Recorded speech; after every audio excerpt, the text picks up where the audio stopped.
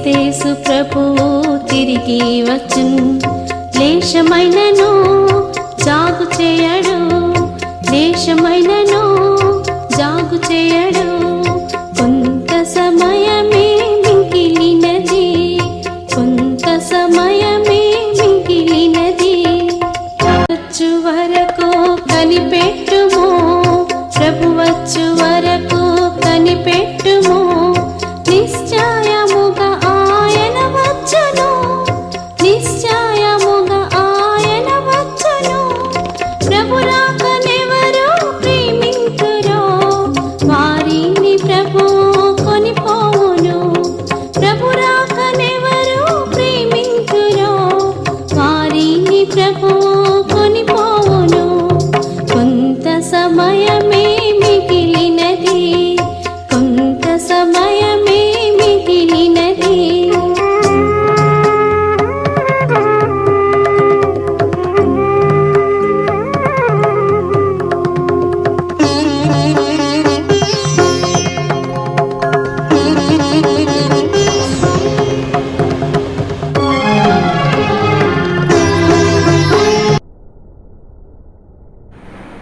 కొంత సమయమే మిగిలినది. ప్రభు వచ్చే వరకు మనం కనిపెట్టాలి. ఆయన రాకడ సమీపంగా ఉంది, సావాసంలో మనం నిలిచి ఉండాలని పాల్గొన్నాం. అడిగట్టుకుపోతుంది ఈ యొక్క రాకడ సమయంలో ఆత్మీయత ప్రేమ కూడా చల్లారిపోతుంది. కనుక కన్నులు తెరిచి మనం మేల్కొని ఏం చేయాలి? కన్నులు మనం తెరిచి మేల్కొని తమ సొంత పనులలో విశ్వాసులు చాలా మంది నిద్రిస్తున్నారు కూడా. మేల్కొనండి, మేల్కొనే వారు ఎంత పడతారు? విడువబడిన వారి గతి ఏమవుతుందో మనకైతే తెలియదు. నోవహు కాలాన్ని స్మరించుకోండి, సమస్తాన్ని దిద్దుకోండి. విడుదల దినమాసనం అవుతుంది. అనగా మన యొక్క లోకమును విడిచిపెట్టి ఆ యొక్క దేవుని యొక్క సన్నిధిలోనికి, లేదా దేవుని యొక్క ఎవరైతే నిలకడగా ఉంటూ వస్తున్నారో, ఎవరైతే దావీదులాగా తిమోతిలాగా దీని యొక్క పరిచయం చేస్తూ వస్తారో వారు మాత్రమే విడుదల దిన సమయంలో విశ్రాంతి యొక్క దినంలో మన యొక్క భూమిని విడిచిపెట్టి వెళ్ళిన తర్వాత దేవుని రాజ్యంలో మనం కట్టబడతామని మనం పాడిన పాటలో చాలా అర్థాలు వస్తున్నాయి. లేశమైనను జాగు చేయడు, ప్రభు వచ్చు వేళ సమీపమవుతుంది. అందుకే మనల్ని మనం పరిశీలించుకుంటూ, పరీక్షించుకుంటూ, పరిశీలన చేసుకుంటూ ఆ యొక్క రక్తమాంసంలో పాలుపంపులు పొందాలి. అలాగనే ఆయన రక్షణను మనం కాపాడుకుంటూ, ఆయన ఇచ్చిన యొక్క రక్షణను కాపాడుకుంటూ మనకు కలిగి ఉన్న దానిని గట్టిగా పట్టుకోవాలి. మనం పాడిన పాట ఎంత అర్థమవుతూ వస్తుంది. ఇక్కడ చదవని యొక్క లేఖ భాగంలో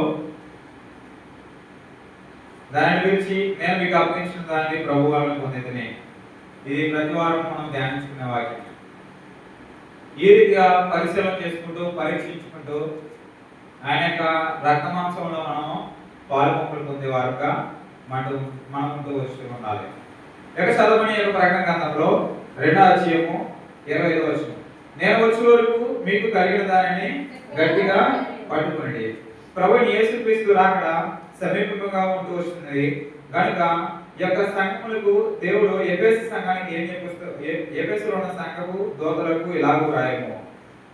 ఈ యొక్క మొదటి వచనంలో ఉంది. ఎఫెసులో ఉన్న సంఘానికి పేతురులో ఉన్న సంఘ దూతలకి ఇలాగూ రాయము అంటూ చెప్తూ, అగ్ని జ్వాలల వంటి కనులు అపరంజిని పోలిన పాదములు గల దేవుని కుమారుడు చెప్పు సంగతులు ఏమనగా, నీ క్రియలు, నీ ప్రేమ, నీ విశ్వాసము, నీ పరిచర్య, నీ స్థానము నేను ఎరుగుతున్నాను. ఒకసారి దేవుని చిత్తం అయితే మొదటి వర్తమానంలో చెప్పాను. ఆ యొక్క వాక్యాన్ని దావీదు ఏ విధంగా అయితే పిలువబడుతూ వచ్చినాడో అవి చదువుకున్నాం. ఆరు క్వాలిటీస్ మనం చూసుకున్నాం. ఆ 6 క్వాలిటీస్ అలాగనే ఇక్కడ ప్రకటన గ్రంథంలో 2వ వర్తమానంలో మళ్ళీ వచ్చినప్పుడు క్రియల గురించి, ప్రేమ గురించి, విశ్వాసం గురించి, సహవాసం గురించి, పరిచర్య గురించి మనం చెప్పుకున్నాం. నీ క్రియలు, నీ ప్రేమను, నీ విశ్వాసం, నీ పరిచర్య, నీ స్థానం నేను ఎరుగుతున్నాను. నీ మొదటి క్రియలు ఉన్నా నీ కడపటి క్రియలు మరీ ఎక్కువైనవని ఎరుగుతున్నాను. ఆయనను నీ మీద తప్పు మోపవలసినది. ఇన్ని ఎరిగాడు కదా దేవుడు. క్రియలను ఎరిగాడు, ప్రేమను ఎరిగాడు, విశ్వాసాన్ని ఎరిగాడు, పరిచర్యను ఎరిగాడు, సహవాసాన్ని ఎరిగాడు. అన్ని ఎరిగిన దేవుడు ఆయనను నీ మీద తప్పు ఒకటి మోపవలసినది. ఆ ఒకటి ఏంటి? ఆ ఒకటి ఏంటి? నేను దేవునికి అయిష్టంగా ఉంటూ వచ్చినాను, నేను దేవుని పరిచయం చేస్తూ వచ్చిన కొంతమంది అనుకుంటారు, నేను దేవుని పరిచయం చేస్తూ వస్తూ ఉంటాను, నేను ప్రతి ఆదివారం దేవుని యొక్క మందిరానికి వెళ్తూ ఉంటాను. అడిదేమో వారి వలనే కాకుండా, అంటే సంఘంలో ఉన్న వారి వలే కాకుండా, లేదా అన్ని శ్రేణులు ఉన్న వారి వలే కాకుండా, నేను ప్రతిరోజు బైబిల్ చదువుతాను, వాక్య ధ్యానాన్ని ధ్యానిస్తూ ఉంటూ వస్తాను, ఎవరు పాడినట్లుగా దేవుని యొక్క మందిరంలో పాట పాడుతూ ఉంటూ వచ్చాను, ఎవరు చేయనున్నంత పరిచయం చేస్తూ వస్తాను నేను, ఎవరు దేవుని యొక్క నియమకుడికి అటెండ్ గారు, కానీ నేను దేవుని యొక్క మందిరానికి మానక వెళ్తూ ఉంటూ వచ్చినాను, ఆయనను నాకు ఇలాంటి ఎందుకు కలుగుతూ వస్తున్నాయి అని అనుకుంటారు. ఆయనను నేను బాల్యం నుండి ఏం చేస్తూ వస్తున్నాడు ఒక ధనవంతుడు, బాల్యం నుంచి కూడా ఏం చేస్తూ ఉంటూ వస్తాడు, దేవుని యొక్క ఆజ్ఞను అనుసరిస్తూ ఉంటూ వచ్చాడు. కానీ దేవుడు నీకు ఆ ఒక్కడిని విడిచిపెట్టు అన్నప్పుడు ఏం చేస్తాడు? ఒకనే చిన్నపుచ్చుకుంటాడు. ఏదో మనిషి జీవితంలో ఏదో ఒకటి ఉంటూ వస్తుంది.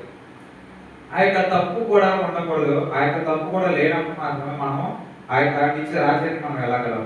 నేను వచ్చే వరకు నీకు కలిగిన దానిని గట్టిగా పట్టుకున్నాము. ప్రకటన గ్రంథం 3వ అధ్యాయము 11వ వచనం. నేను త్వరగా వస్తున్నాను, ఎవడును నీ కిరీటం సంహరించుకున్నట్లు నీకు కలిగిన దానిని గట్టిగా పట్టుకున్నాము. 5వ వచనంలో, నీవు నా ఓర్పు విషయమై వాక్యమును గైకొట్టు గనుక భూనివాసులందరూ శోధించుటకు లోకమంతటి మీదకి రాబోవు శోధన కాలంలో నేను నిన్ను కాపాడేదను. ఇక్కడ ఎవరైతే నీకు కలిగిన దానిని గట్టిగా పట్టుకున్నామో, అనగా దేవుడు మనకి ఏమిస్తూ వస్తూ ఉన్నాడయ్యా అంటే రక్షణ ఇస్తూ వచ్చినాడు, దేవుని యొక్క మందిరాన్ని ఇస్తూ వచ్చినాడు, దేవుని యొక్క విశ్వాసం ఇస్తూ వచ్చినాడు, ఆయన యొక్క రాజ్యంలో ఆయన యొక్క స్వాస్థ్యమైన మనోహర స్థలంలో పాలు ప్రాప్తిస్తూ వచ్చినాడు. ఆ యొక్క మనోహర స్థలంలో పాలు ప్రాప్తిస్తూ వచ్చిన దేవుడు, ఆ రక్షణ ఇచ్చిన దేవుడు, మారుమనసు ఇచ్చిన దేవుడు, దాన్ని గట్టిగా పట్టుకో, ఇదిగో నేను త్వరగా వస్తున్నాను, నేను త్వరగా వస్తున్నాను, ఎవడనో నీ కిరీటమును సంహరించుకున్నట్లు. మొట్టమొదటిగా మనకి రక్షణ ఇస్తూ వచ్చినాడు, దాన్ని గట్టిగా పట్టుకోవాలి. రెండవదిగా కిరీటాన్ని ఇస్తూ వచ్చినాడు దేవుడు. ఏమిస్తూ వచ్చినాడు? రెండవదిగా కిరీటాన్ని ఇచ్చాడు. ఆ కిరీటాన్ని ఎవరును కూడా నమ్మకరుకున్నట్లు, అంటే సంహరించుకున్నట్లు, అంటే దాన్ని తీసివేయకున్నట్లు, అనగా పాపము దాన్ని తీసివేయకున్నట్లు దాన్ని గట్టిగా పట్టుకో. సాతాను దాన్ని నీ ఎదురు నుండి తీసివేయకున్నట్లు దాన్ని గట్టిగా పట్టుకో. లేదా నిన్ను శోధించేది, నిన్ను బాధించేది, నిన్ను ఇబ్బంది పరిచేది, నిన్ను ఆ లోకంలోకి లాగివేసేది ఏదైనా ఉంటే దాన్ని విడిచిపెట్టి గట్టిగా పట్టుకో. నీకు కిరీటాన్ని ఇచ్చేది నేను, నీకు రక్షణ ఇచ్చేది నేను, దాన్ని గట్టిగా పట్టుకుంటే రాబో శోధన కాలంలో నేను నిన్ను కాపాడేదను. నేను త్వరగా, ఇదిగో నేను త్వరగా వస్తున్నాను, నేను త్వరగా వస్తున్నాడు. ఎవరు నీ కిరీటం సంహరించుకున్నట్లు దాన్ని గట్టిగా పట్టుకోవాలి. మొట్టమొదటిగా దేవుడు రక్షణ అనుగ్రహిస్తూ వచ్చాడు, దాన్ని పట్టుకోవాలి. ఇక్కడ చదవం కదా, నీకు కలిగిన దానిని గట్టిగా పట్టుకున్నాము, అనగా ఏం కలిగి ఉన్నాము మనం అయ్యా అంటే రక్షణ కలిగి ఉన్నాము. ఆ యొక్క రక్షణని మనం గట్టిగా పట్టుకుంటూ వస్తూ ఉండాలి. రెండవదిగా దేవుడు కిరీటాన్ని అనుగ్రహిస్తూ వస్తున్నాడు, ఆ యొక్క కిరీటాన్ని మనము గట్టిగా పట్టుకునే వాళ్ళంగా ఉండాలి. ఆ యొక్క గట్టిగా పట్టుకునే వాళ్ళంగా ఉండాలంటే మనం ఏం చేస్తూ ఉండాలంటే, రాబో శోధన కాలంలో కనుక భూనివాసులందరినీ శోధించుటకు లోకమంతటి మీదకి శోధన కాలంలో, లోకమంతటి మీదకి రాబో శోధన కాలంలో నిన్ను కాపాడేది. అనగా ఒకటి మూల భాషలో శోధన గడియలలో దేవుడు ఏం చేస్తూ ఉంటాడంటే కాపాడేవాడిగా ఉన్నాడు. అందుకనే ఆ యొక్క 20వ వచనంలో మనం 19వ వచనం చదివినట్లయితే, నేను ప్రేమించు వారందరినీ గద్దించి శిక్షించున్నాను కనుక నీవు ఆసక్తి కలిగి మారు మనసు పొందము. ఇదిగో నేను తలుపునొద్ద నిలిచి ఉండి తట్టుచున్నాను, ఎవరైనాను నా స్వరము విని తలుపు తీసినలా నేను అతని ఎదురుకు వచ్చి అతనితో నేను నాతో కూడా అతను భోజనం చేయను.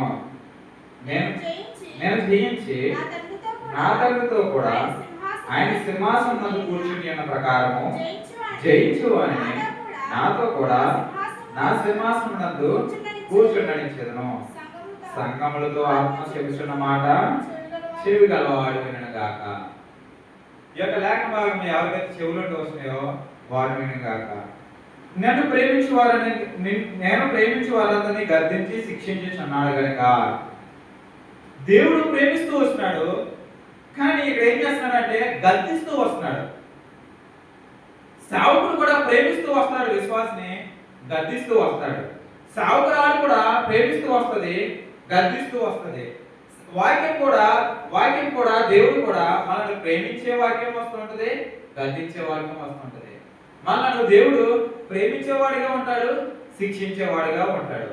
ఎందుకు ప్రేమించేవాడిగా శిక్షించేవాడిగా ఉంటాడని, మనకు మాత్రమే చేసేవాడిగా ఉంటాడంటే, ఆనాటి కాలంలో కూడా భక్తులకి శ్రమ కలిగింది. దావీదుకి శ్రమ కలిగింది, యోబుకి శ్రమ కలిగింది. ఇంకా నోవాహు కూడా ఏం చేశాడు, తనకు నోవాహు కాలంలో కూడా శ్రమ వస్తుంది. అలాంటి భక్తుల కాలంలో కూడా శ్రమలు వస్తూ ఉంటాయి. ఈనాటి కాలంలో కూడా దేవుడు మన వాటిని శోధన నుంచి తప్పించుకునే యొక్క ఆ శక్తిని కూడా, అంత శ్రమను కూడా ఇవ్వడంట. ఆ శోధన నుంచి తప్పించుకునే దాని వరకే ఇస్తారంట, దాని వరకే పరిమితి చేయగలరు.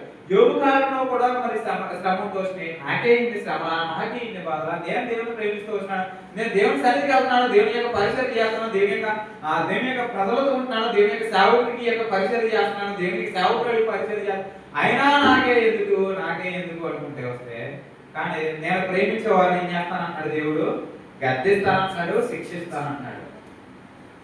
నేను ప్రేమించే వారిని గద్దించి శిక్షిస్తున్నాను గనుక ఆ శక్తి కలిగి మారు మనసు పొందము.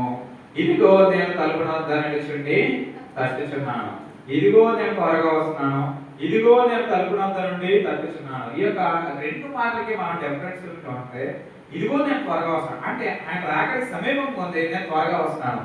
ఇదిగో నేను తలుపు వద్ద ఉంటున్నాను. మొట్టమొదటిగా దేవుడు హృదయం అనే తలుపు వద్ద నుండి తట్టుచున్నాడు.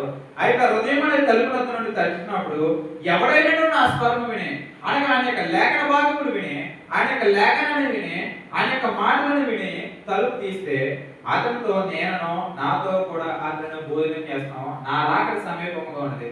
ముందే దేవుడు ఒకరికి ముందే దేవుడు ఏం చేస్తూ వస్తున్నాడంటే, అక్కడక్కడ లేఖనంలో తెలియపరుస్తున్నాడు. ఆయన రాకడికి సూచనలు కూడా తెలియపరుస్తూ వస్తున్నాడు మనకి. అక్కడక్కడ భూకంపాలు కలిగి రాజ్యం మీద రాజ్యం ఎత్తారు, రాజుల మీద రాజులు ఎత్తారు. అలాగనే ఇంకా చాలా ఉంటూ వచ్చినాయి. ఆ పరిస్థితులన్నీ మనం చూస్తూ వస్తున్నాం. దేశం మీదకి దేశం యుద్ధాలు గెలుస్తున్నాయి, మనుషుల మీదకి మనుషులు క్రూరంగా చంపుకుంటున్నారు. ఇవన్నీ ఆయన రాకకి సూచనలుగా ఉన్నాయి అన్నమాట. నేను తలుపునంత నుండి, మొట్టమొదటిగా దేవుడు తలుపునంత నుండి ఆయన యొక్క మాట్లాడుతున్నాడు, ఆయన యొక్క లేఖనాల ద్వారా, ఆయన సేవకుల ద్వారా మాట్లాడుతున్నాడు. ఆ తర్వాత త్వరగా వచ్చుచున్నాను, ఎవరైతే తలుపు తీసి నా స్మరణ వింటాడో అతనితో నేను భోజనం కలిగజేస్తాను. ఎవరైతే జయిస్తారో, ఈ యొక్క శోధన కాలంలో, ఈ యొక్క వేదన కాలంలో ఎవరైతే వాటిని జయించి నిలబడగలుగుతారో, జయించి వాడికి నాతో కూడా సింహాసనం నందు కూర్చుండబెట్టేదాం. ఆ యొక్క నిత్య సింహాసనంలో ఆ యొక్క నిత్యము పరలోక రాజ్యము, నిత్య రాజ్యం అంటే ఏంటి? నిత్యము మరణం లేనిది. పరలోక రాజ్యంలో, ఆ యొక్క నిత్య రాజ్యంలో జయించు వాడిని ఏం చేస్తారంటే నాతో కూడా సింహాసనం నందు కూర్చుండబెట్టారు. సంఘంతో చెప్తున్నాడు ఈ యొక్క మాట. చెవుగల వారు ఎవరైనా ఉంటే గనక వినును గాక అని చెప్తున్నాడు. ఇంకా మొట్టమొదటిగా మనం చూసినట్లయితే కలిగిన దాని రక్షణ గట్టిగా పట్టుకోవాలి. రెండవదిగా కిరీటాన్ని మనకి దేవుడు అనుగ్రహిస్తూ వచ్చినాడు. నీకు కలిగిన దాన్ని గట్టిగా పట్టుకున్నాం. రెండవదిగా కిరీటాన్ని గట్టిగా పట్టుకోవాలి. ఈ స్థితిలో మనం ఉంటూ ఉండాలి. దేవుని యొక్క రాజ్యంలో తలుపు నొద్దలను తడుచున్నాడు. జయించాలి అంటే మనలో ఏముంటూ ఉండాలంటే అపోస్తలుల కార్యములు 2వ అధ్యాయము 42వ వచనం. వీరు అపోస్తలుల బోధయందును సహవాసమందును రొట్టె విరుచుట యందును ప్రార్థన చేయుట యందును ఎడతెగక ఉండాలి. చాలా వీరు ఆ యొక్క మనం జయిస్తూ వస్తూ ఉండాలంటే, సాతాను జయిస్తూ వచ్చి ఉండాలంటే మనం ఏం చేస్తూ ఉండాలంటే అపోస్తలుల బోధలో ఉంటూ వస్తూ ఉండాలి, సహవాసంలో ఉంటూ వస్తుండాలి, రొట్టె విరుచుట యందు ఉంటూ వస్తుండాలి, అలాగనే ప్రార్థన చేయటం ఎందుకు ఉంటూ వస్తూ ఉండాలి. అట్టి రీతిగా సంఘంతో మనం అంటు కట్టబడుతూ ఉండాలి. ఇదే కాదు, మనకి వ్యక్తిగత ప్రార్థన ఉంటూ వస్తూ ఉండాలి, వ్యక్తిగత బైబిల్ ధ్యానం ఉంటూ వస్తూ ఉండాలని. మనం రక్షణ కాపాడుకోవాలంటే అపోస్తలుల బోధలో, సహవాసంలో, రొట్టె విరుచుటలో మనము ఉండాలన్నమాట. వ్యక్తిగత ప్రార్థనలో బైబిల్ ధ్యానం మనకి చాలా వీటిని గట్టిగా పట్టుకోవాలంటే సహవాస ప్రార్థన కూడా మన సహవాసంలో కూడా ఉంటూ వస్తూ ఉండాలి. ఎప్పుడైతే సహవాసానికి దూరంగా ఉంటూ వస్తామో అప్పుడంట అడుగంటికి పోతుంది అంట మనలో ఆత్మీయత. మనం పాడుకున్న పాటలో అడుగంటుచున్నది ఆత్మీయత, అందరి ప్రేమలు చల్లారిపోతున్నాయి. ఆ యొక్క పాటకి, ఆ యొక్క చరణానికి అడుగంటుచున్నది అంటే సావాసంలో మనం ఎప్పుడైతే ఉంటామో అప్పుడు మనలో ఆత్మీయత అడుగంటికి పోతుంది. అంటే అడుగంటికి పోతే ఏమవుతుంది? అడుగంటికి పోవడం అంటే ఏంటి? మారిపోవడం. మారిపోతే ఎవరు తినగలరు దాన్ని? మాడిపోయింది మనమే తినలేకపోతే మన ఆత్మీయ జీవితం అడిగట్టి పడిపోతుంది. దేవుడికి అవసరం. ఎవరికి కావాలంటే అది సాతానికి కావాలి.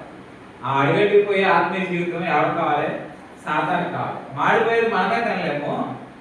ఇంకా దేవుడికి ఆ మాడిపోయిన జీవితం వద్దు. అందుకే ఉంటే చల్లగానే ఉండు, వెచ్చగానే ఉండు, నుడివెచ్చని స్థితిలో ఉండకు. ఒకవేళ చల్లగా ఉంటే నిత్య రాజ్యంలో నీవు పాల్పొందలేవు. జయించకపోతే, శోధనలు జయించకపోతే, పాపాన్ని జయించకపోతే, పరీక్షించుకోకపోతే, పరిశీలించుకోకపోతే, ప్రభు రక్త మాసాలు చేయలేకపోతే ఆ యొక్క జయించే వారిలో నిత్య రాజ్యంలో మనం ఉండలేము. అడుగంటున్నది ఆత్మీయత. ప్రేమ ఏమవుతుంది అంటే చల్లారిపోతుంది అనమాట. దేవుని మీద ప్రేమ చల్లారిపోతుంది, సేవకుల మీద ప్రేమ చల్లారిపోతుంది, సంఘ బిడ్డల మీద ప్రేమ చల్లారిపోతుంది. అలా అలా అలా అలా అలా అలా మనం ఏం చేసుకుంటాం? ఆయన వచ్చే అంతవరకు కూడా మన ఆత్మీయ స్థితిగతి అలాగే ఉంటూ వస్తే, ఒకవేళ కన్నులు తెరిచి మేలుకో. ఒకవేళ ఉన్న ఏమైనా సరే కన్నులు తెరిచి మేలుకోనండి. విడువబడిన వారి గతి ఏమవుతుందో దేవుడు చెప్తా. ఒకవేళ మీరైనా కన్నులు తెరిచి మేల్కోండి, విడువబడిన వారి గతి దేవుడే చూసుకుంటాడు. అందుకని ఇక్కడ సహవాసం అందు మనము నిలిచి ఉండాలన్నమాట. ఇంకా చూసినట్లయితే రెండవదిగా మొదటిగా మనకు కలిగిన దాని రక్షణని గట్టిగా పట్టుకోవాలి. కిరీటాన్ని ఎవరు సంహరింపుకున్నట్టు అంటే మన ఎద్దు నుండి సాతాను కిరీటాన్ని తీసుకెళ్ళకున్నట్టు మనం ఏం చేస్తూ ఉండాలి? దాన్ని గట్టిగా పట్టుకోవాలి. దేవుడు మూడవదిగా త్వరగా వచ్చేవాడిగా ఉన్నాడు. నాలుగవదిగా బోధలో, సహవాసంలో, రొట్టె విషయంలో, ప్రార్థన చేయడంలో మనము వ్యక్తిగత ప్రార్థనలో, బైబిల్ ధ్యానంలో ఎడతెగక ఉండాలి. నాలుగవదిగా ఫిలిప్పీయులకు రాసిన పత్రిక 2వ అధ్యాయము, ఫిలిప్పీయులకు రాసిన పత్రిక 2వ అధ్యాయం 12వ వచనం. నా ప్రియులారా, మీరెల్లప్పుడూ విధేయులైన ప్రకారము నా ఎత్తి ఉన్నప్పుడు మాత్రమే కాక మరి ఎక్కువగా నేను మీతో లేని ఈ కాలమందును భయముతోను వణుకుతోను మీ సొంత రక్షణను కొనసాగించుకున్నది. ఎందుకనగా మీరు ఇచ్చేంచుటకును కార్యసిద్ధి కలిగినట్టుకును తన దయా సంకల్పం నెరవేరుటకై మీలో కార్యసిద్ధి కలిగేవాడు దేవుడే.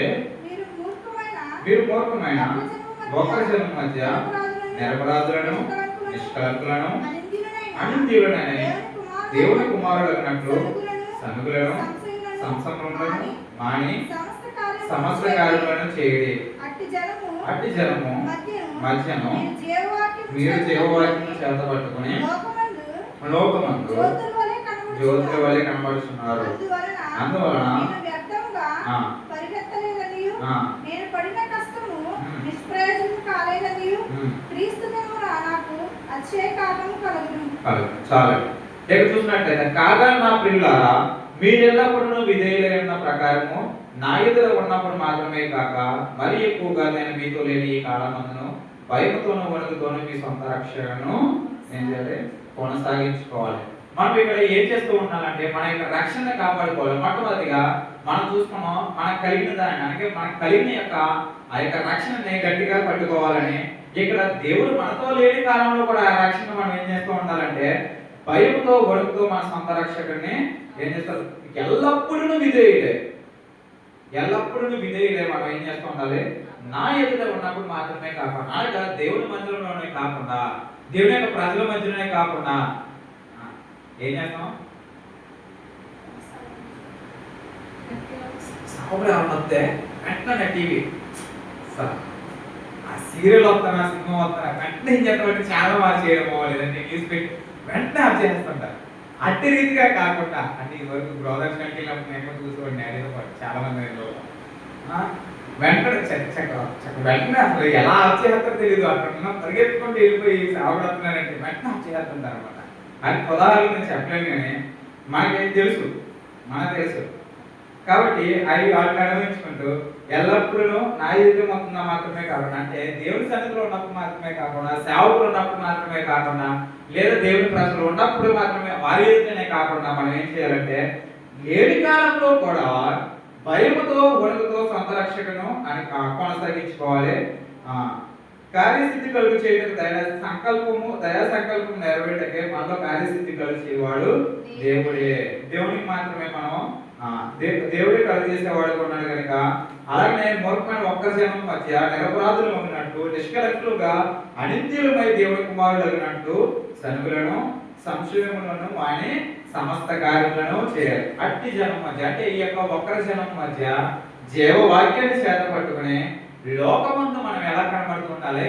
జ్యోతుల వలె కనబడుతూ ఉండాలి. ఇక్కడ 5వదిగా చూసినట్లయితే రక్షణని మనము కాపాడుకోవాలి. భయముతో వణుకుతో మన సొంత రక్షణని కాపాడుకోవాలి. ఎందుకు కాపాడుకోవాలంటే 1 కొరింథీ రాసిన పత్రిక 1 కొరింథీ రాసిన పత్రిక 3:16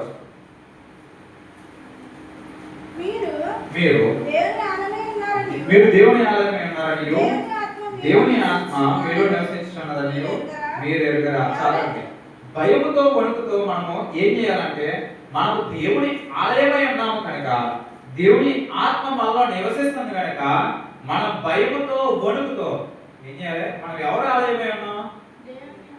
మీరు మీ సొత్తు కారు, మీరు నా సొత్తు, విలువ పెట్టి కొనబడిన వారు మీరు అని చెప్పేసి బైబిల్ లేఖనం సెలవిస్తుంది. మనం ఎవరి సొత్తు?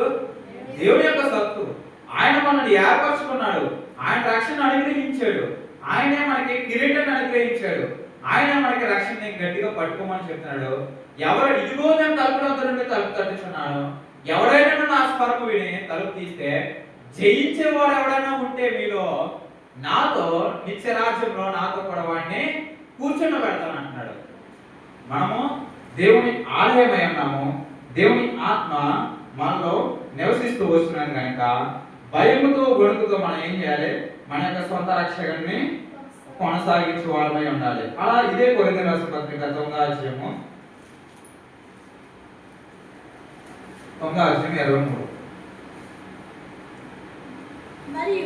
మరియు నేను సువార్తలో వారితో పాలివాడనొకటికే దాని కొరకే సమస్తమును చేయుచున్నాను.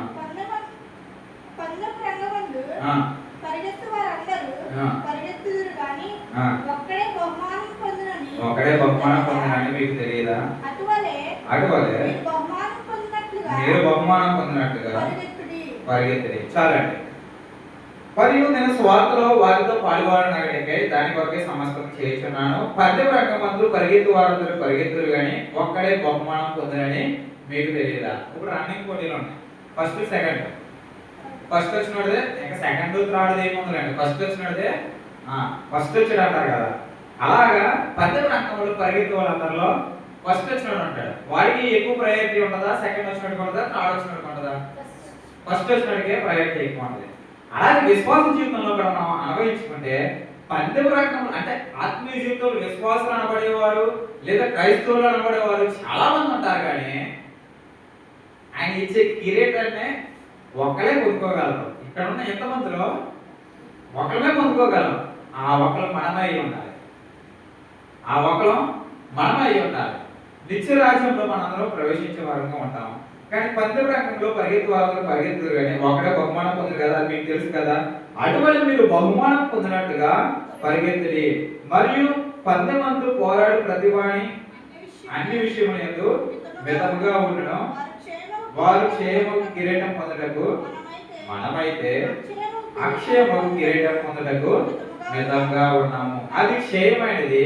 మనము ఏం చేయాలి? క్షేమకు కిరీటం. అది మనం అక్షయమకు కిరీటం అనగా ఆ యొక్క నిత్య రాజ్యాన్ని పొందుకోవడానికి మనము ఈ యొక్క విశ్వాసం, అంటే ఈ యొక్క విశ్వాస జీవితంలో ప్రతి ఒక్క నీవు నేను మనం పోరాడుతూ పరిగెత్తు ఉండాలన్నమాట.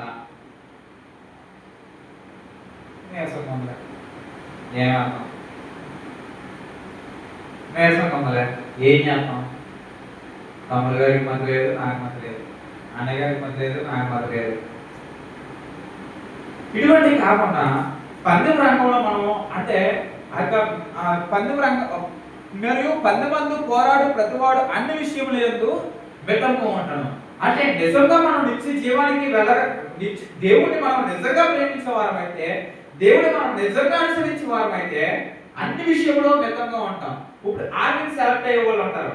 ఆర్మీకి సెలెక్ట్ అయ్యే వారిని ఆర్మీ వరకు ఎందుకని ఈ దేశం నుంచి ఆ దేశానికి వెళ్ళాలి. మెడికల్ టెస్ట్ లో ఫెయిల్ అయితే పంపిస్తారా? మెడికల్ టెస్ట్ ఫెయిల్ అయితే పంపిస్తారా వాళ్ళని? పంపించరు. అలాగే విశ్వాస జీవితంలో కూడా ఎన్నో టెస్టులు ఉంటాయి మనకి. విశ్వాస జీవితంలో దేవుడు చేరుకోవాలంటే, ఆ యొక్క నిత్య రాజ్యం మనం సంపాదించుకోవాలంటే, మనం నిజంగా ఆశీర్వదింపబడాలంటే, మనం శోధన నుంచి తప్పించుకోబడాలంటే, మనం వేదన నుంచి తప్పించుకోబడాలంటే, మన యొక్క ఇబ్బంది నుంచి ఇరుకు నుంచి తప్పించుకోబడాలంటే, అప్పుడు బాధనే కావచ్చు, నీ జీవితంలో నీకు ఏదైతే అడ్డుగా వస్తుందో అదన్నీ తప్పించుకోబడాలంటే, ఈ దేశం నుంచి ఆ దేశానికి వెళ్ళడానికి ఏ రీతి అయితే మెడికల్ టెస్ట్ ఫెయిల్ అయితే మనం వెళ్ళలేమో, అలాగా మన జీవితంలో ఏది అడ్డుగా ఉందో అది